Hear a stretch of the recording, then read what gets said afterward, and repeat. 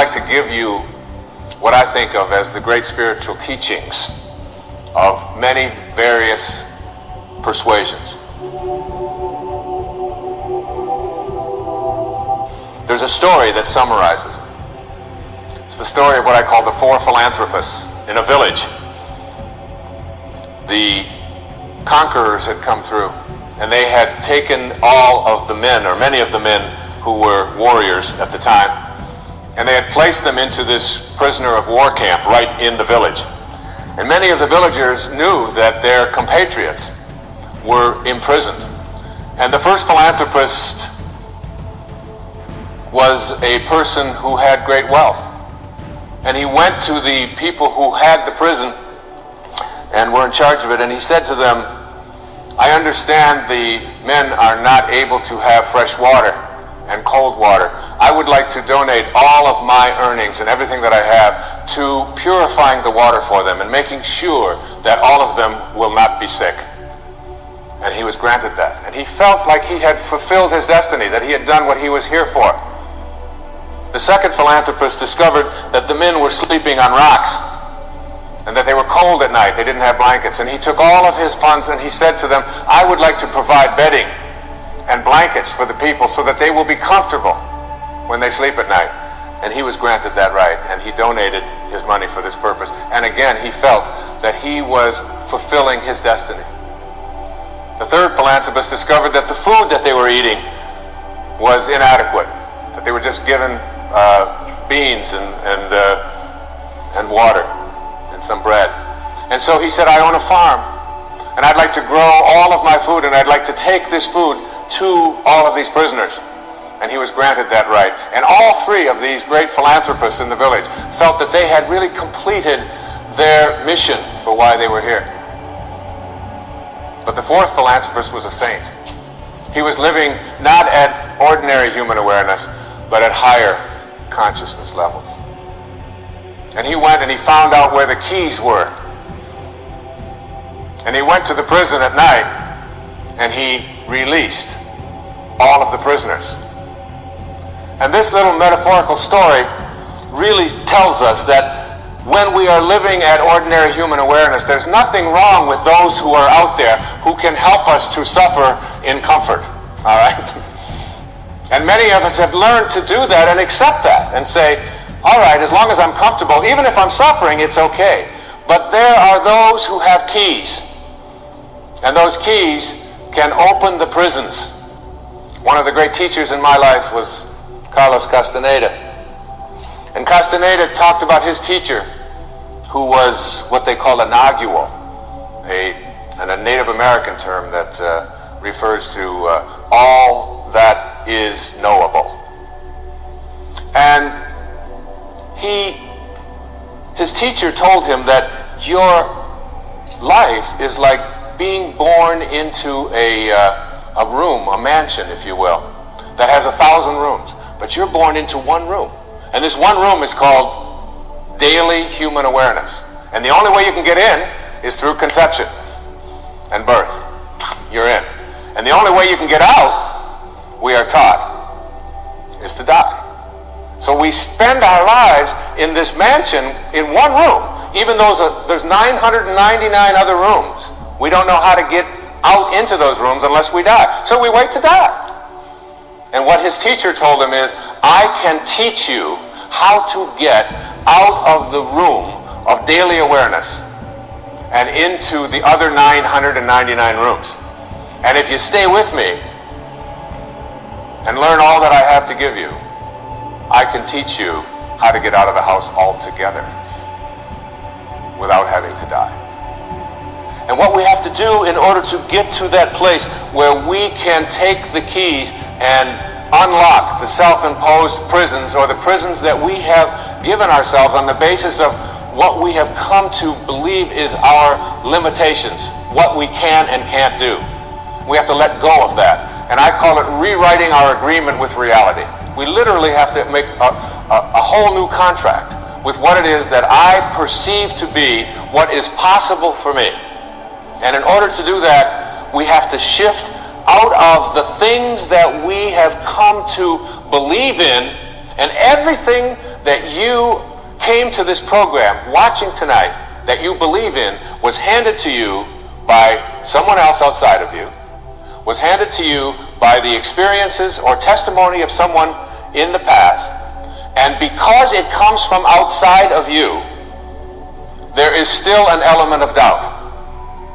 And this element of doubt isn't bad, but it keeps you from reaching higher levels, because what you think about is what expands. And if you're thinking doubt, then doubt is what expands.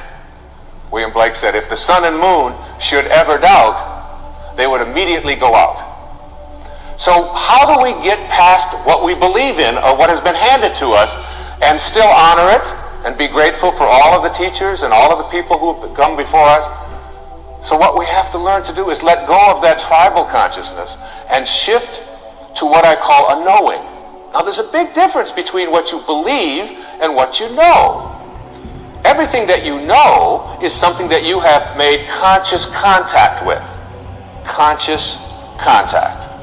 So there's nobody out there watching, there's nobody in this world who knows how to swim, who learned it by somebody else telling them that you can swim, or by watching Mark Spitz go through the water, or by observing other people doing it. You may remove some of the doubt, but you will never know how to swim until you get in the water and blub around a few times and then do it. And then you'll have a knowing, and that knowing is something that you'll never lose, just like riding a bicycle or dancing the Macarena or making a lemon meringue pie or anything that you know how to do. It's because you've made conscious contact. And I'd like to suggest that there's a big difference between knowing about a divine presence, knowing about a sacred awareness, knowing about God, and knowing God. There's a big difference. Just like there's a big difference between knowing about the possibility of being able to heal myself of something that is bothering me, perhaps a disease process. I perhaps may believe that it's possible because I've read other people and I've heard others say it. And I've read the testimony and I've listened to the tapes and I've gone to the seminars. But until you have made conscious contact with it, you'll never know it. And I'd like to suggest there's a wonderful poem. I'd like to share this poem with you. It's written by a wonderful woman. Her name is Valerie Cox. And she lives up in Seattle, and she's written quite a bit of poetry. This particular poem really speaks to me to the difference between what you know and what you believe in. Immerse yourself in these words. A woman was waiting at an airport one night with several long hours before her flight. She hunted for a book in the airport shop, bought a bag of cookies, and found a place to drop. She was engrossed in her book, but happened to see that the man beside her, as bold as could be, grabbed a cookie or two from the bag between, which she tried to ignore to avoid a scene. She munched cookies and watched the clock as this gutsy cookie thief diminished her stock. She was getting more irritated as the minutes ticked by, thinking, if I wasn't so nice, I'd blacken his eye. With each cookie she took, he took one too. And when only one was left, she wondered what he'd do. With a smile on his face and a nervous laugh, he took the last cookie and broke it in half. He offered her half as he ate the other. She snatched it from him and thought, oh, brother, this guy has some nerve, and he's also rude. Why, he didn't even show any gratitude. She had never known when she had been so galled, and sighed with relief when her flight was called. She gathered her belongings and headed to the gate, refusing to look back at the thieving ingrate. She boarded the plane and sank in her seat, then sought her book, which was almost complete. As she reached in her baggage, she gasped with surprise. There was her bag of cookies in front of her eyes. I love that. I love that. If mine are here, she moaned with despair, then the others were his, and he tried to share.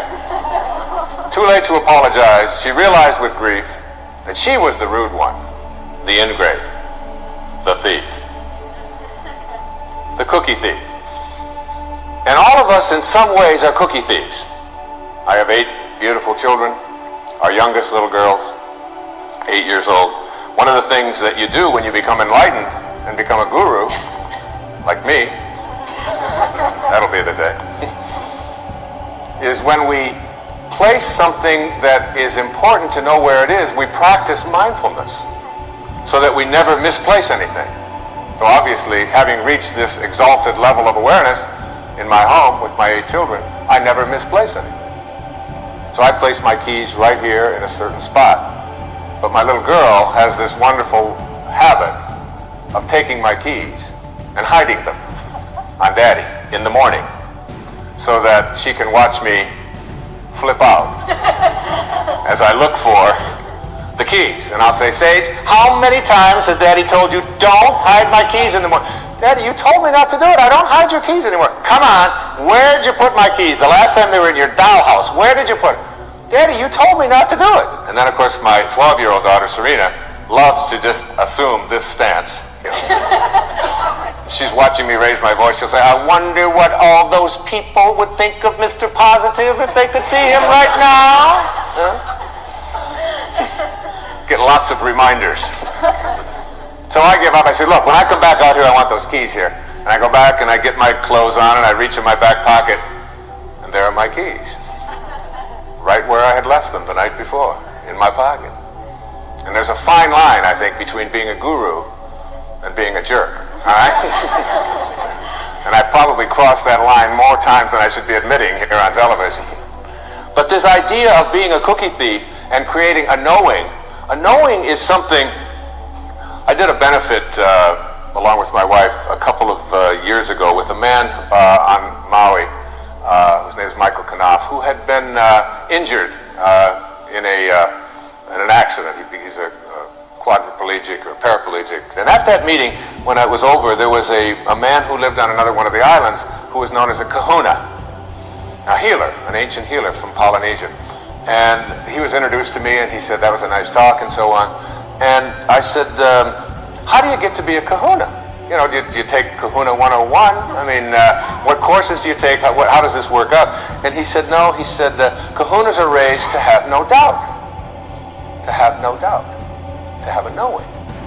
And he said, when a knowing confronts a belief in a disease process, the knowing will always triumph. And that knowing is something in which you say, you are healed, and healing takes place. One of the great stories of knowing is again with our little girl Sage, who we were spending the summer in our summer home, and we went to visit this dermatologist. And Sage has had this thing called flatwarts for the last, since she was 2.5 years old. From 2.5 until 7, which is over 4 years, she had these flatwarts, and not only did she have them around her face, around her mouth, and around her nose, but they were getting worse. They were moving up, and they were getting up around her eyes and so on. And we noticed that they were getting progressively worse, even though all of the places that we had taken her had said, they will go away. She'll outgrow them. But it didn't seem to be that way, and they always said it would be a few months. Well, years had gone by, and she still hadn't. So we were over at my friend's, this dermatologist in Kihei, and I said, Kenny, as long as we're here, would you mind taking a look at Sage? And my wife was there, and he took this big white light, and he put it in her face, and he said, you've got flatwarts. She hates that term. She never wanted to call them flatwarts. She calls them her bumps. All right? She just called them her bumps. So he said to her, but the good news is that when you get married, you won't have them. Well, she's 7.5, going, oh, who's this dork you've got me talking to now? And then he said to her something. He said, we can't burn them off, and there's no medicine that we can give them. But he did say something to the effect that the ability to rid yourself of these things is within yourself. And that if you can call upon that healing capacity in you and begin to talk to these bumps in a way in which you ask them to leave, that you have a much greater chance of getting rid of them faster than anything that I could give you, and we certainly can't burn them off because we might scar your pretty face. And that's basically the message that he gave us. I'm paraphrasing it. So we went back that night to where we were staying, and there was a whole bunch of kids there, as there always are when we're staying, and all of their friends were there. And we walked into the bedroom, and it was late at night, and over in the corner, on her air mattress, was Sage. and she had the blankets pulled up over her head, and she had a flashlight underneath the blankets. And I went over and I lifted up the blanket. I said, honey, is everything all right? She said, shh, I'm talking to my bumps. And I left the room and I came into my wife in the other bedroom. I said, honey, you're not going to believe this, but Sage is in there talking to her bumps. Isn't that great? The next night we did the same thing. That was the second night. The third night, the same thing. Now that was on Friday. This happened on Monday. On Friday, as God is my witness, on television, every single one of those bumps was gone and has never reappeared since. A knowing. You see, there is a stream of healing that is something that we can plug into. It's very much like electricity. People say, well, in ancient Greece there was no electricity.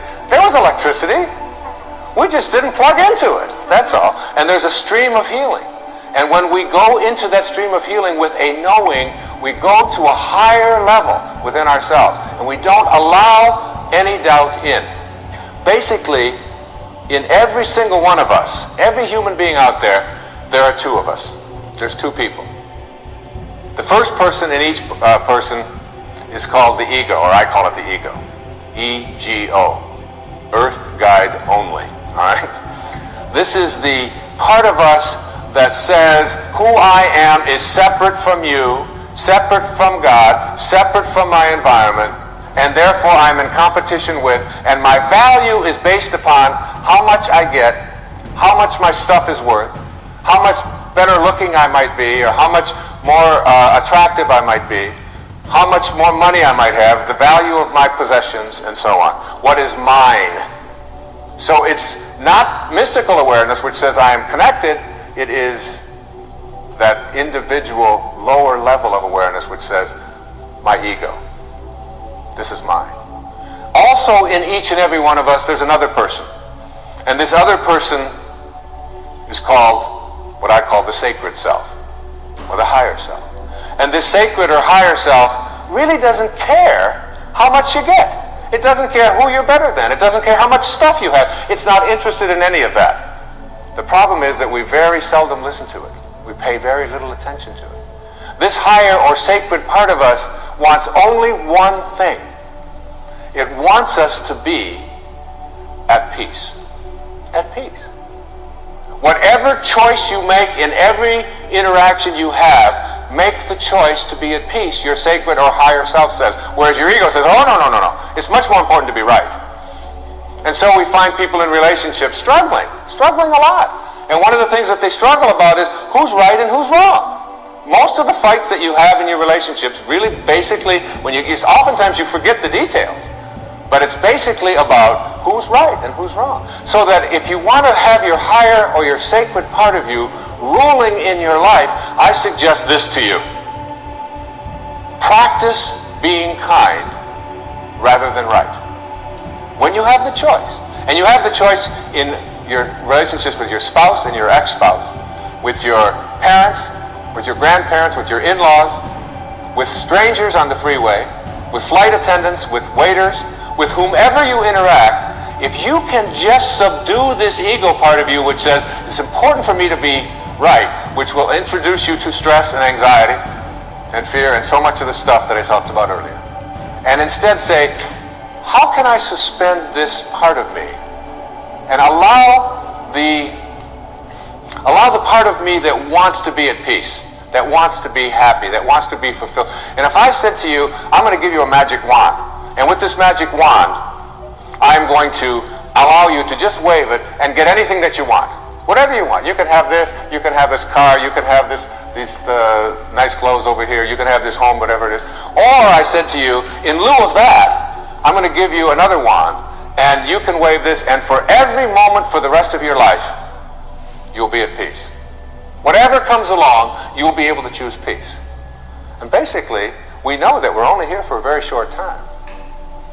And being able to choose peace, which is what the sacred part of you begs you, the higher self. Once you get that, you begin to shift away, and you stop telling yourself that the people who are close to me, in relationship with me, are the people who don't belong there.